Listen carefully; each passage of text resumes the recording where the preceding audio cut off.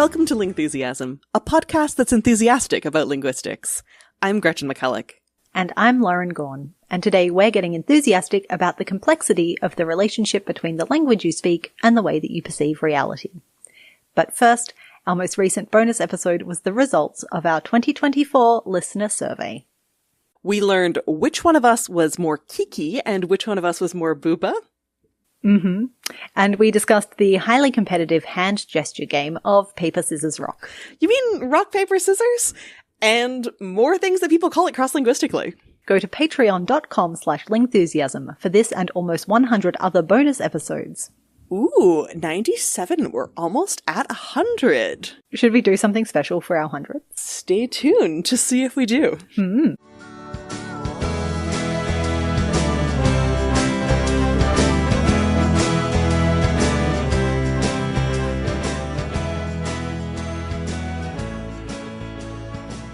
So I recently read the classic science fiction book Babel 17 by Samuel R. Delany. Ooh. Which people have been asking me to read for a long time. Ooh, it's from like the mid-60s. So for basically much longer than you've been a linguist or alive, it's been a staple of linguistic sci-fi reading.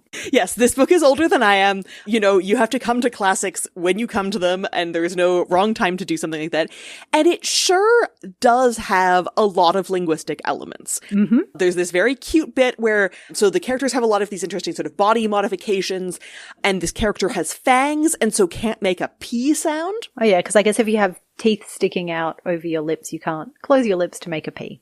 But the thing that gets me is it is explicitly said that he can't make the P, but he can make a B, and like those are those are done with the same movement of the lips. It's just the vocal cords that are different, which has nothing to do with where your fangs are. I absolutely love the linguist brain with which you read these books. Well, and so this was my experience of reading a lot of Babel 17, is that there's a lot of linguistic elements that are almost doing it for me. Right. And the biggest of those is Babel 17 itself, which in the book refers to this mysterious alien language that our sort of poet-linguist character, like more poet-linguist, that's great, is assigned to interpret, decipher, translate, figure out from recording. So classic linguist sci-fi storyline, but Samuel Delany is one of the first people doing it. I was very invested in this character when I read this book ages ago. And the basic summary of what happens with Babel 17, the language, is that it's one of these languages that has this very dense relationship of form to meaning. So the word for great circle, which is spelled capital O, capital X, I don't know if that's intended to be pronounced oaks, contains in its parts the specific meanings being assigned. I think possibly in this case because the word is composed of like a circle and an X, and maybe that sort of refers to it. But the implication is that other types of words also do this. And the analogy given is that bus stop is more transparent in terms of its meanings because it's composed of bus plus stop than the French word gare, which also means bus stop or train station, but isn't like clearly composed of things that mean bus and things that mean stop. Babel 17 does this to an extreme extent beyond what any human language does. Yeah, exactly. So Babel 17 is turtles all the way down. So not just bus plus stop, but also the part that means bus contains all of these different parts about what a bus is, and the part that means stop contains all of these parts about, I guess, what stopping kind it is. And as a result, and here I quote, Babel 17 is such an exact analytical language, it almost assures you technical mastery of any situation you look at. This reminds me a little bit of those constructed languages like Lodgeban, which are framed as being exceedingly logical. And again, is kind of outside the joy of human language is that messiness and that slippage that allows them to function the way they do. But certainly it's a fun intellectual exercise to come up with a language where you have, okay, this little bit refers to how many people are involved. Instead of just having like singular and plural, you can have 1, 2, 3, 4, 5, it's all the way up to the numbers. This little bit refers to the exact time that it's happening in. So not just, past and present, but a very precise notion of time, et cetera, et cetera. So you can have all of these different meanings like stacked together in a single word. This is still, human languages do have ambiguity, but you can make up conlangs that have this level of technical precision, even if they're a bit hard to speak actually at speed because of how human memory works. It's certainly within the realm of possibility. But then you get to the bit where, and here I quote, Babel 17 is such an exact analytical language, it almost assures you technical mastery of any situation you look at. Cool. So in practice, what this means is like, oh, there's these spaceships in a space battle with each other. And if you think about the space battle, our linguist character, she thinks about the space battle in Babel 17, and suddenly she knows exactly what her side of the spaceships have to do to win. So learning the language basically unlocks galaxy brain superpowers. Right. Like it unlocks knowledge of how to do space battles, among other things. Cool. Which is, yeah, cool if it works. This is why it's science fiction and not science fact. But very much not how we know any, human language works. Exactly. This is science fiction. It's not science fact. And, there's this character who doesn't know the word for I or me or my because these don't exist in Babel 17 because they're not precise enough. I'm not quite sure why this super logical language doesn't have this, because it seems like it'd be handy, but instead he bangs his fist on his chest to convey that meaning. Look, I'm going to be the gesture studies spoil sport here and say that is the person's word for I, as with many other non-verbal languages. Right. So, and sure enough that he does pick up the word for I quite quickly once it's explained to him, which is perhaps because he literally has a gesture for this exact same concept. So maybe he does already know it, but he doesn't know it. This unpacking of language and acquiring all this extra knowledge by acquiring words is a really great sci-fi trope play on that classic linguistic thought experiment that the language you speak affects your worldview. Right. And in this case, it's very much got that stronger form of the language you speak shapes your reality. It reminds me a lot of Arrival and Embassytown as a trope where the language you speak lets you see truth or reality in a different way, and learning a new language unlocks some new truth or new way of seeing reality. Right, exactly. It's one of the ways that fiction can use sort of scienciness to give someone powers. It's like learn a new language and you get these following powers. It's like being bitten by a radioactive spider gives you the following powers, or somehow quantum entanglement gives you the following powers. And much like being able to leap tall buildings in a single bound, or telepathy, or invisibility, or faster than light travel, this is a really fun thing to experiment with in fiction. But it's also been a real topic of philosophical conversation, especially across the 20th century. And it's not surprising given it's at this really interesting nexus of language and culture and philosophy and hard science. And there's lots of different angles you can come at this with.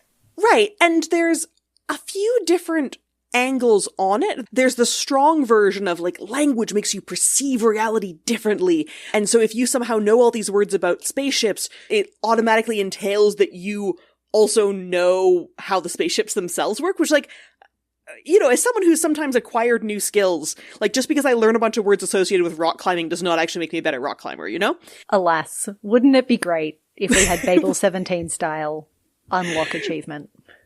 Right, exactly. But certainly if I do decide to learn how to do rock climbing, I will end up learning some words along the way, because any sort of technical skill or hobby or job or activity ends up involving some of its own vocabulary to talk about the things that are relevant for that particular thing.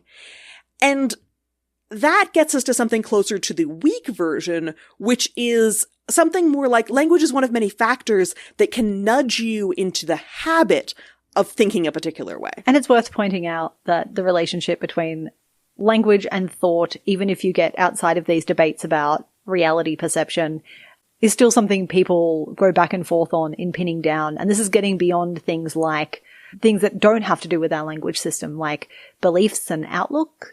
So we've definitely talked before about how even if you speak exactly the same language as someone, you may have very different takes on reality, even within that same language. There are certainly many English speakers that I have disagreements with, in fact, yes. Yes. And different brains can allow you to perceive reality, including linguistic reality, differently. So we've talked on the show about how you might perceive sounds as colors or time as a physical structure, and that kind of synesthesia is a way of different brains perceiving reality differently, regardless of the fact two people might speak exactly the same language. We've also talked about ways that the inner experience is subjectively different, like whether or not you have literal mental pictures or whether you think of visualizing something as a purely metaphorical process or somewhere in between. The same thing for whether you think of a mental voice or an inner voice as a literal voice that you're hearing in your head, often sounding sort of like your own voice, maybe muttering a bit, or whether you're sort of just imagining that a voice could be happening and treating this much more metaphorically. And a lot of people find out, oh, wait, other people are actually visualizing or auditorializing in a really different way than I am. The insides of other people's heads are really different. Again, even though we're speaking the same language, we can be having different subjective internal experiences that are really fun to try to pin down once we surface them to the level of consciousness and realize other people actually are different in these ways we take for granted. And of course, there are other non-linguistic ways of expressing yourself and your reality, whether that's through visual media like art or sonic media like music. Lots of things that aren't language and their relationship to language and cognition and worldview and reality intersect in different ways too. And so when people talk about, okay, does the language have any relationship to how we think, there's a number of different levels that this question could be operating on. And perhaps the simplest one is whether you have a word for it. And like, there are new words all the time. We somehow understand new words all the time. It's not like no one ever took a photo of themselves before the word selfie came into existence. But a word like selfie does give us sort of a convenient handle with which to talk about a newish phenomenon, in that it used to be much harder to take a photo of yourself because front-facing cameras where you could see the screen at the same time as you're able to press the button weren't as popular. You had to sort of turn the camera around and hope that you got the angle right or use a mirror or something like this. So there were like advances in the shape of the world that preceded the development of a name for doing the activity. We did a whole episode on color words and how they're different across languages, and I still occasionally look at two different shades of blue and I go, I totally get what Russian speakers are all about with having two completely different words for light blue and dark blue. One of my friends is an English speaker, and her favorite color is blue, but only the blue that the Russians think of as dark blue. And she doesn't like the lighter sort of aqua blue at all. Yeah. And so she can have this sort of color preference, even though saying my favorite color is blue is a lossy way of encoding that. And it's fun to notice these lexical differences, and they're often relatively easy to explain. You know, it's not impossible for me to convey to you that some languages have green and blue as the same word. There's a difference, though, in whether it's your habit to think of them as being part of the same semantic area or not. And I find it really neat how different languages divide up certain types of meaning spaces in different ways. So a word I think about a lot is the French word du or douce, which is, you know, variable depending on whether it's describing an object that's masculine or feminine, but it has this sort of unified concept of sweet or fresh or mild or soft. Oh. So, like... They are four very different adjectives to me. Yeah. So, like, fresh water is doux compared to, like, salt water. Yeah. But so is, like a shirt could be soft, which is still doux. Or... like, if you're buying salsa, you can get the doux kind or you can get the spicy kind. Ooh. But it has this sort of... doux is generally a fairly positive adjective. You know, it's like the thing that's not in the extremes. It's the thing that's not as... I don't know, like something that's spicy or salty or something has like an extremeness of flavor. So something that's doux is a more mild flavor. And if you want to say something is really sweet, as in sugary sweet, you don't use doux. You would say sucré, like... actually sugared. Yeah. So doux has this sort of unifying property of mildness that I now think of as being all variations on a theme because I've encountered it in these different types of contexts. Whereas in English, we're using different types of words like, you know, sweet water is not... it's not the same thing as fresh water or something like that. I would absolutely be alarmed to buy a bottle of mild water. I mean, I know some kids who refer to, like, bubbly water as spicy water, so I don't know. Okay, yeah, I can see. Maybe we can work on moving towards a French lexical space here. But moving beyond individual words or sets of words, there's also been a lot of discussion about this hypothesis of how your language shapes your reality through more grammatical features. And unlike words, which we're acquiring all the time, languages don't like to change grammatical paradigms up that much. They're much more fixed. They're much more a small set of contrasts against each other.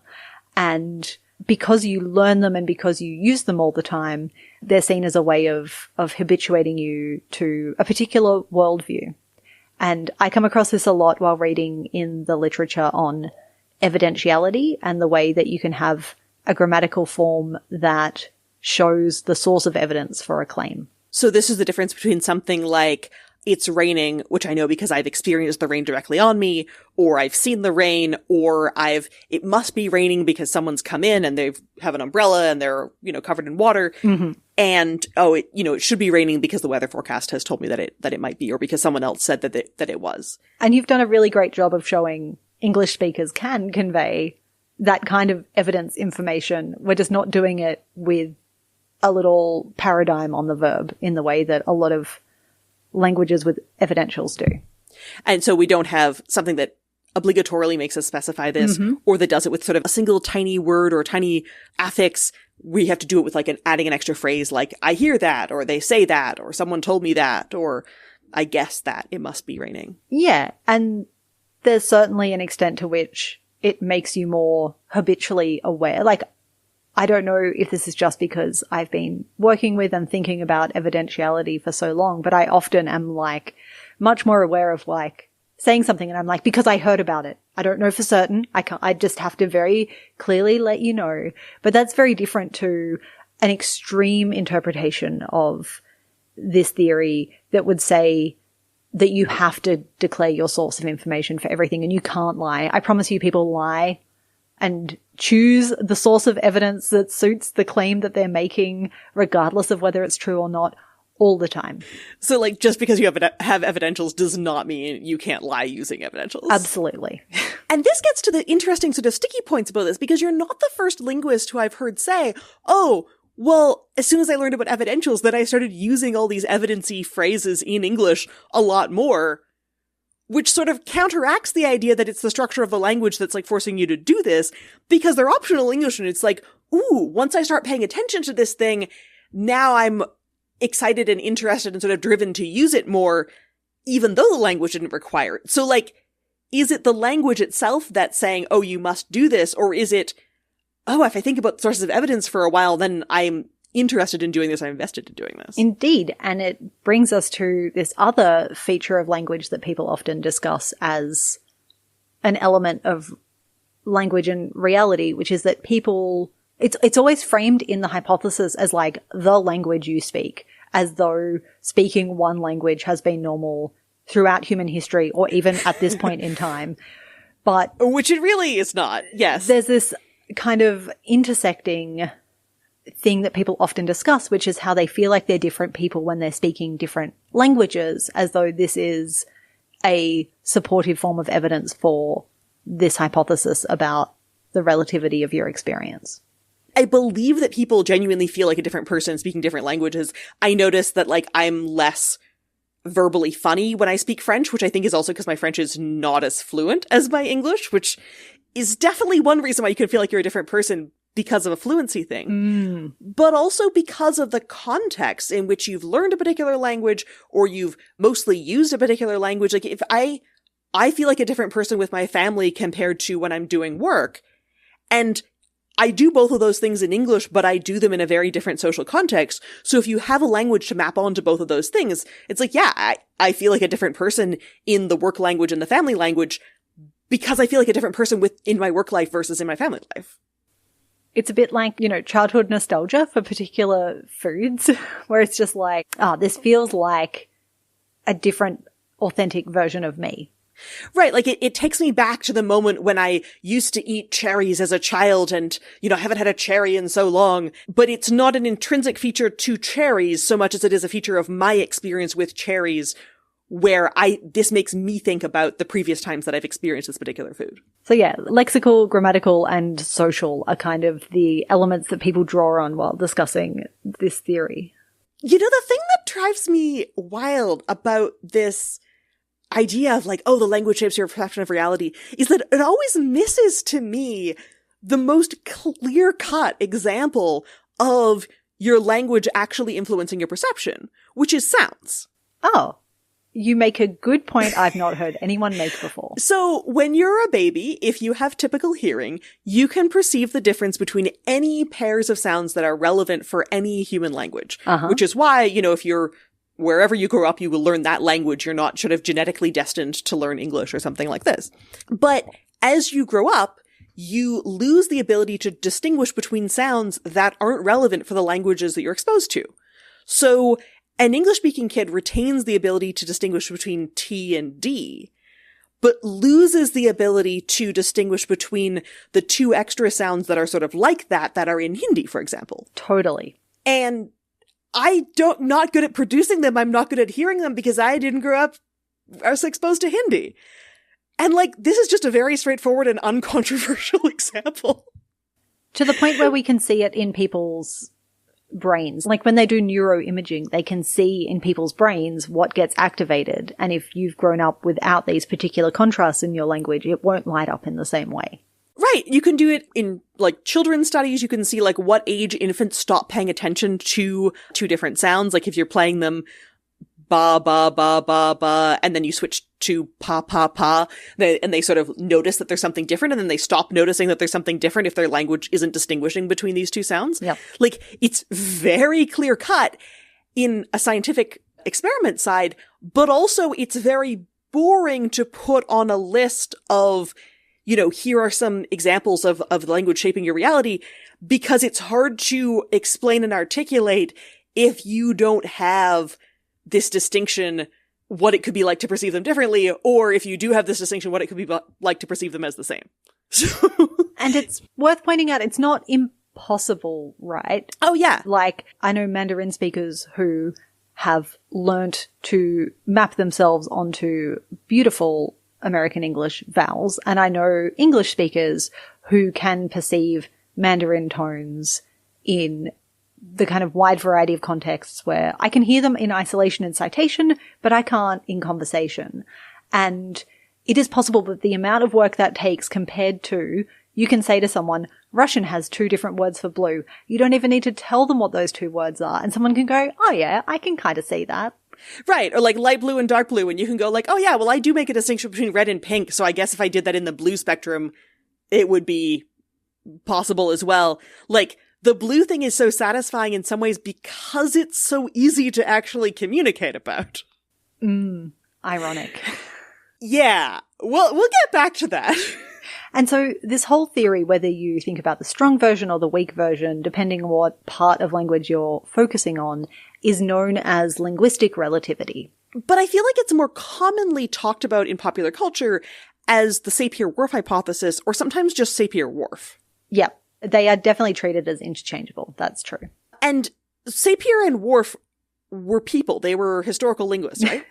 They were linguists. They didn't do historical linguistics. It's always worth pointing out. Oh, yeah. Sorry. Right. They were linguists who existed in history. They were. And I absolutely went through a big linguistic relativity phase in undergrad. Ooh. That's interesting. I don't think my undergrad in linguistics ever really talked about Sapir-Whorf. Ours did a bit, but then I just got really into it and I read like the whole Benjamin Lee Whorf book, which is kind of treated as the go-to reference on this. So Whorf was a linguist working in America in the 1930s, and Sapir was his supervisor, senior colleague. I always used to think of them as like massively different in age, but there's only like a 10 to 15 year age gap. Oh, okay. So Whorf came to grad school because he was interested in the relationship between language and culture. And what I found really fascinating about him, I mean, I found many things fascinating about him. One is that he died quite young. He was only in his 40s. And he never had an academic position, which when I was reading his stuff as an undergrad struck me as a bit unusual. James McIlvanney has this great episode of the History and Philosophy of the Language Sciences podcast where he says it turns out Whorf didn't want an academic job because it didn't pay well enough for his lifestyle. Wow. So what was his lifestyle? What did he do instead? I don't know what his lifestyle was like, but he looks very dapper in the one public photo of him that goes around. He has a very nice suit on, and he was like a fire marshal or a fire investigator. He'd go around investigating workplaces for like fire insurance. So, which paid surprisingly well compared to being a professor. Yeah, paid really well. And he would do lectures on the side, and a lot of his writing was in like popular magazines. Like a couple of his most canonical articles are in an MIT alumni mag. Oh my god, he was like a Linghammer, like before we had Linghammers, he was writing for the general public. I like this guy now. Yeah. He was super interested in writing for the public. And it like sometimes gives me a bit of a conundrum because I'm just like, is the reason that this theory is so amped up and so popular is that he was in like popularizing mode rather than rigorous scientist mode. But the fact that he chose not to be in academia means that like good for him. I wouldn't judge you, Gretchen. I wouldn't judge you. It's like, I don't begrudge anyone not having an academic job, Gretchen. Like, I'm very happy to not have an academic job, I have to say. I don't want to say that having an academic job makes you like more rigorous and authentic, but also then like he died young. So like if he had been around long enough for his ideas to be picked up, like what would the debate have been like? Then there's just like a lot going on. So he called it linguistic relativity. He called it linguistic relativity in his writings. His writings were influenced by Sapir, and he talks about Sapir a lot in his work. And there's definitely quotes from Sapir as well that fit this linguistic relativity idea. But it's also worth pointing out that like it's an idea that they both rolled with and talked about, sometimes in like actually contradictory or completely different ways, or like strong view, weak view. But like they were both influenced by ideas that were already being discussed in American linguistics and in German philology going back before that, and a whole bunch of other kind of European and American philosophy and linguistics and philology. Like they didn't just come up with this out of nowhere. They're actually part of a very clear philosophical tradition. And they never named it after themselves. Like they didn't call it the Sapir-Whorf hypothesis. No, they weren't absolute egotistical maniacs like that. It came from, so Whorf passed away in 1941, and then in 1954, a student, I think, of Whorf's had a conference proceedings chapter called the Sapir-Whorf hypothesis, in which he lays it out drawing on their work. Oh. And then a few years after that, in the mid-1950s, there is a book called Language, Thought and Reality, which pulls together Whorf's public writings and some of his unpublished writings. Again, most of it coming from magazines and public writing rather than academic articles. This is fascinating and also terrifying, you know, but it explains why I've heard so many different versions of what the Sapir-Whorf hypothesis or linguistic relativity even is. Mm-hmm. Because he never sat down and like sort of formulated it as like, this is the Sapir-Whorf hypothesis. It had this sort of like long chain of communication, which is, you know, sort of like, you know, somebody publishes a bunch of our work together somehow and is like, yes, the McCulloch Gawne hypothesis, which is that emoji are literally gestures. And we're like, no, we just think they're like gestures in a communicative context.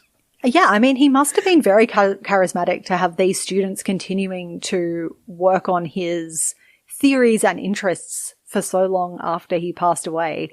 One of the biggest challenges in this debate is that people keep coming back to him and his very charismatic way of writing as central to this. One of the strongest examples that Whorf pinned his theories to was the way that Hopi speakers talked about time and experienced reality. So Hopi is a Uto-Aztecan language from northeastern Arizona in what is now the USA. There are at least 5,000 speakers of the language. So Whorf's argument was that Hopi speakers have a way of describing time where things have either been done, will be done, or hope to be done, or can be discussed in an abstract way. And because of this, Hopi speakers do not experience time the same way we do, and therefore don't experience reality the same way we do. And that, like, and Einstein's theory of relativity wouldn't work for them because they don't understand time and experience it the same way we do. Oh no.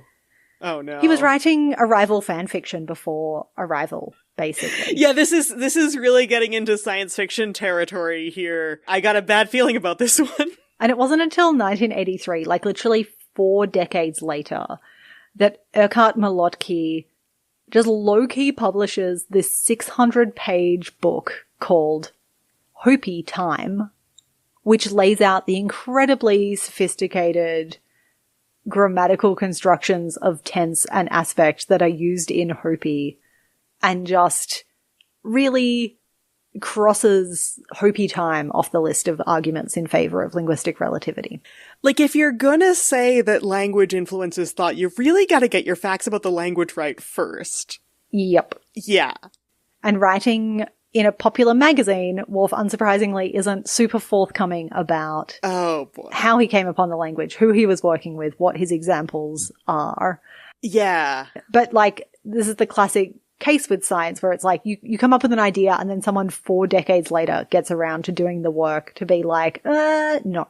So the specific facts that Whorf was sort of relying on, which, like, he's dead by the time this grammar gets published, end up getting debunked. But the idea has this persistence. Indeed. It keeps floating around. And especially I feel like in the late 20th century, like the 90s, the early 2000s, there was a lot of ink still being spilled about, like, what can we say about the Sapir-Whorf hypothesis or about linguistic relativity.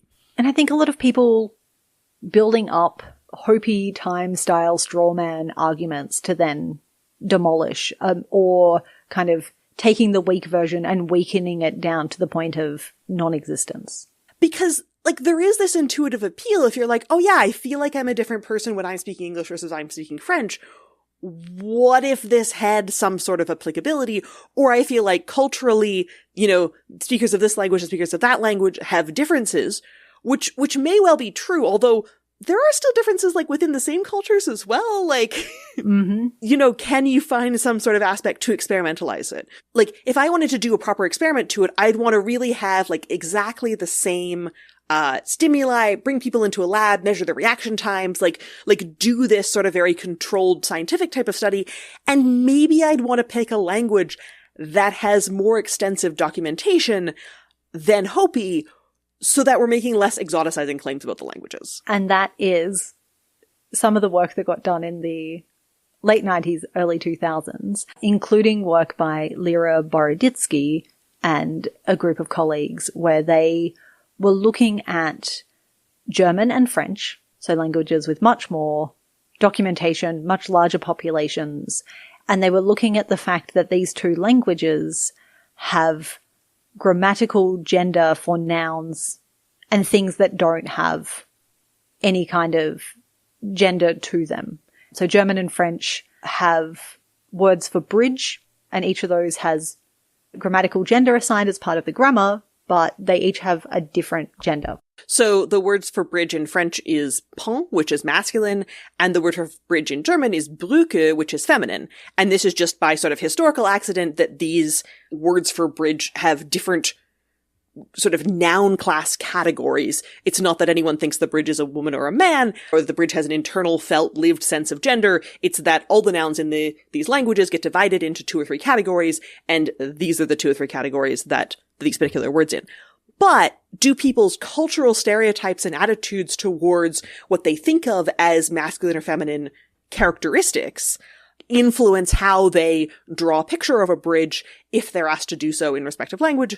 What this series of experiments on this and kind of related concepts showed was that French speakers would think of bridges as being more sturdy and strong, and German speakers would look at the same stimulus and say it was elegant and graceful, which they attributed to cultural stereotypes about gender and therefore the grammatical gender system influencing the way people perceived and experienced these bridges. And these results got quite a bit of attention in the early 2000s. There was a TED Talk. There was this sort of excitement around, okay, well, maybe like strong Sapir-Whorf of like zero concept of time is clearly false, but maybe this sort of weaker Sapir-Whorf effect, there could still be found something in it. And what's gotten less attention is that as the scientific method, keeps going, there have been quite a few attempts to replicate these studies and they haven't really panned out. They haven't quite been a 600-page demolition, but they've just been no, with a lot less attention, just these attempts to do exactly what was described in the original papers that don't show the same effects of people habitually thinking in terms of gender for non-animate objects. And, there's been a lot of sort of replication crisis stuff in psychology generally, where if you can find a result that you get some of the time, it's worth publishing a paper about it. And then it's like, this is awkward. We don't keep getting this result if we try it in other circumstances. Compared to something like the Booba Kiki effect, which is, you have the blobby shape and you have the spiky shape and you say one's called Booba, one's called Kiki, which is really robust. Like if you show this to a group of people, you can ask a random room full of people. I've done this a lot. People are generally quite consistent about saying, yeah, like the majority of people will assign the blobby one Booba and the spiky one Kiki. And even with that, I still get like 1 in 10, 1 in 20 people being like, no, I want to put it the other direction for some reason that makes sense to them. So even though you can get a really robust finding from this, like 95% of people agreeing on something is really great, but it doesn't necessarily tell you exactly about like the overall worldview of English speakers, and we can't possibly escape this worldview. Because if we really couldn't possibly escape it, like the fish don't know they're in water sort of situation, you should really get like 100%. And that's not really what these studies are showing us, that there's this sort of inextricable worldview. They're showing us like, on average, maybe, but maybe it doesn't even replicate. Like, I don't know, there's some similarity. That's not getting to the sort of exciting, tantalizing, almost mystic promise of Sapir-Whorf that makes people very excited about this hypothesis. There's also been some large data set studies using, again, modern methods to try and bring robust evidence to linguistic relativity claims. There was one in the 2010s that was about the relationship between whether your language had a future tense or not and whether you were good at saving. And they were using like national language and national saving rates, statistics and data across a large data set. Oh my God, that study. The thing about that study, right, is, and there has been lots of work on the problems with the data in terms of like whether these languages have future tense or not. There's been problems with whether you're just looking at like cultural effects that have nothing to do with language and there's just like convenient and explainable historical overlaps. But the thing about it for me is that you could make up a story that says if your language has a future tense, you are really good at saving because you can see the goal of the future and the separate you that needs that money for the future.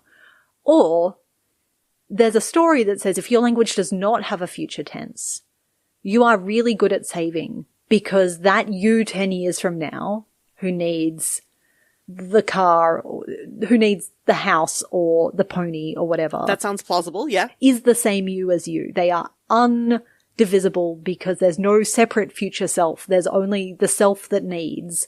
And so you're really good at saving. And that's sort of the problem with this study is not only were there massive methodological issues in terms of like the data overall, which there really were. And I remember being in the linguistics blogosphere when they were being soundly torn apart. But also, even if all of the data had been good and had been the best version of itself, you can come up with a compelling story that accounts for this cultural influence in either direction.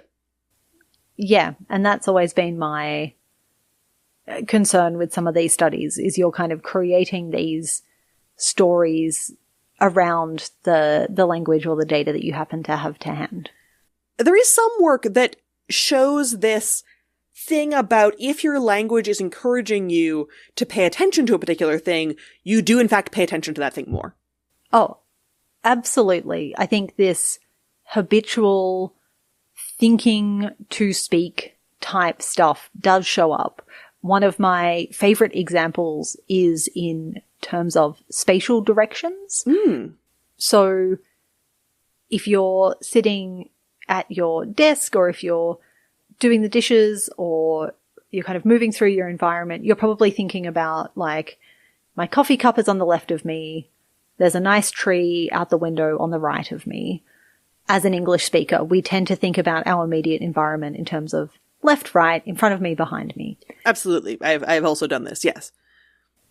There are speakers of some languages in Australia, Cook Tayor and Gugu Yimera are some languages where you think, and other parts of the world as well, where you think in terms of a more absolute system. So you think about maybe your coffee cup is to the west of you, or that nice window over there is to the north of you. Because even for this kind of immediate location, you're orienting yourself always in terms of this absolute field of north, south, east, west, or sunrise, sunset, or coastal mountain. Sort of uphill, downhill, upriver, downriver. Yeah. I think it may not be an entire coincidence that a lot of these languages are spoken in places like mountaintops or places where there are sort of salient geographical features, but like lots of people live on mountaintops and, you know, don't speak languages that have absolute directional systems only as well. And the nifty thing about this is we're not just relying on the evidence of people saying, this is to the north of me, this is to the south of me. When we ask people to arrange objects and then move around and reorient them, like turn around 180 degrees, they're still orienting them in terms of that big north-south picture. Or for me, as a gesture researcher, what's really compelling is if I ask someone to tell a story and they're talking about like a car going really fast down the road, and then I come back 2 weeks later, we set up the camera facing 180 degrees the other way, they will still orient that gesture heading towards north because that's the way they experienced it. Rather than heading towards their right or towards their left in a consistent way that doesn't respect that absolute orientation. And this kind of evidence shows that it's much more about the process of thinking, and that this habit of speaking in terms of north, south, east, west is influencing a whole range of other elements of their thinking as well. So I remember reading about the languages that do this probably 10 years ago now. Mm-hmm. We definitely have talked about it previously on this podcast, and thinking, oh, that's neat. And especially the finding that speakers of languages that do absolute directions all the time are better at paying attention to where north, south, east, and west are. They can be inside a building, they can be driving around inside a city, and they can still consistently point to where north is. Yeah. And when I started thinking about this, I was like, gosh, it'd be kind of cool to know where north is all the time. I wonder if I could develop this ability if I paid more attention. And since then, I've become much better at knowing where north is, where south is, where the sunrise, sunset is, because I sort of decided about 10 years ago, hey, it would be cool if I knew this, and paid attention to it more. And this is why it's about habit and not just about the language, because, well, we have a word for north. We do have a word for north. We just don't. It's called north. Simply having the word doesn't unpack the skill of knowing where north is. That's the language, and the language choosing to make the language prioritizing spatial reference. The language is selected by the community and maintained by the community, has this agreed upon habit that trains everyone to habitually be aware of where north, south, east, and west are. And even Samuel Delany, who wrote Babel 17, which was one of his relatively early books, I posted about the fact that I was reading this, that we would inevitably have to discuss this because it has so much linguistic stuff going on in the book. And some people on Blue Sky replied saying, oh, you should read the interview with Delany from 2011, where he has further thoughts about how he wrote about this in 1966. And so here's what Delany said in 2011 about him having written Babel 17 and how Sapir-Whorfian it is. Okay. He says, for a couple of years in my early 20s, I was a diehard believer in Sapir-Whorf, even though Oh my gosh. Oh my gosh, that is an authentic early 20s experience. Though I had never encountered the term or even read a description of it, which begins to hint at what's wrong with it as a theory. I even wrote a novel that hinged on this concept, Babel 17. I'm going to avoid pointing out the irony of, like, conceiving of reality in a way even though he didn't have a word for it. But Samuel Laney is not avoiding this point. He says, if I'd had the term Sapir-Whorf hypothesis, it might have been easier for me to realize that it was just incorrect. In the same way that when, at 21, I first encountered the word dyslexia, I was able to realize that I wasn't the only one with these problems, that it was a condition rather than individual and personal failure, and these stories made a lot more sense. The realization of the flaws in the Sapir-Whorf hypothesis, in that they caused me to begin considering the more complex linguistic mechanisms of discourse, you might say gave me my lifetime project. Aww. So this is really sweet, and I love this additional point about dyslexia, because it reminds me that the connection between thought and language that I think is even more profound is that naming something like dyslexia gives us a way to communicate about our internal mental states that are so mysterious with each other. Yeah. And like the thing that I see people get excited about when it comes to discussing the Sapir-Whorf hypothesis is less like, oh, therefore, I must not be able to understand this person at all because we have different color terms, and more that this gives us an attempt to figure out what it's like in someone else's mind and to share the experience of being a particular person who has particular thoughts and thinks about things in particularly shaped ways, and enhance that specificity of understanding each other even more rather than locking ourselves in one particular worldview. I like that linguistic relativity starts off from a premise that there's not one language that is doing everything in a completely logical and ordered and best way of doing language, and that it is thinking about the fact that we need to consider the diversity of ways that people organize their thoughts and pay attention to particular things in their reality. And I think there's definitely a version of this theory that allows us to pay attention to what is in people's linguistic habits and what people pay attention to within their language and within their culture. But it's also taught me that scientific theories and linguistic theories really are just the product of humans with all of their flaws and all of their interests, and that we have to contextualize them within the context that they came from. Yeah, and I sometimes get approached by people at conferences or conventions or things like that saying, oh, you're a linguist. That's so exciting because I love the Sapir-Whorf hypothesis. And I want to say, like, I think what it represents for those people at that time is this desire to understand more people more deeply and to experience this sense of curiosity about all of the different ways of understanding the world. And I want to preserve that curiosity and that interest in understanding what other people are like and understanding what other languages are like and understanding how people relate to their languages and their cultures, without implying that we can't still grow and learn new things and change and accommodate different things to our worldviews or develop new habits of paying attention to things. And I think that's sort of the ideal version of what the fandom for this theory really means, and why this theory has had such a long-lived life, despite so many of the individual bits of evidence for it not quite standing up.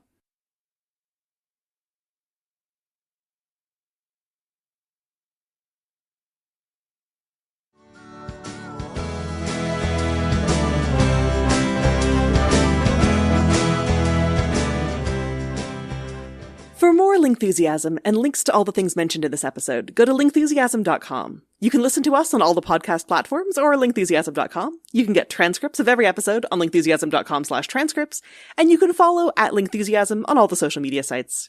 You can get scarves with lots of linguistics patterns on them, including the International Phonetic Alphabet, branching tree diagrams, Booba and Kiki, and our favorite esoteric Unicode symbols, plus other linguistics merch like Etymology Isn't Destiny t-shirts, Gavagai notebooks, and more at lingthusiasm.com/merch. Links to my social media can be found at gretchenmcculloch.com, my blog is allthingslinguistic.com, and my book about internet language is called Because Internet. My social media and blog is Superlinguo. Linguisticism is able to keep existing thanks to the support of our patrons. If you want to get an extra Linguisticism episode to listen to every month, our entire archive of bonus episodes to listen to right now, or if you just want to keep the show running ad-free, go to patreon.com/linguisticism or follow the links from our website. Patrons can also get access to our Discord chat room to talk with other linguistics fans and be the first to find out about new merch and other announcements.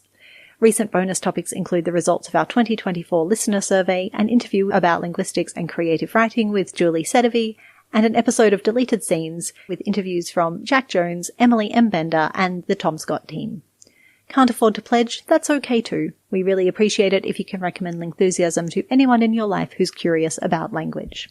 Linguisticism is created and produced by Gretchen McCulloch and Lauren Gawne. Our senior producer is Claire Gawne. Our editorial producer is Sarah Dopurella. Our production assistant is Martha Tsutsui-Billins. Our editorial assistant is John Crook. And our technical editor is Leah Bellman.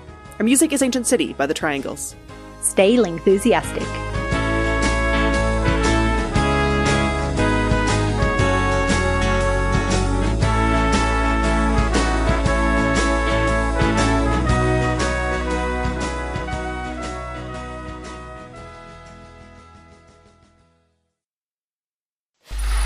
Free audio post-production by alphonic.com.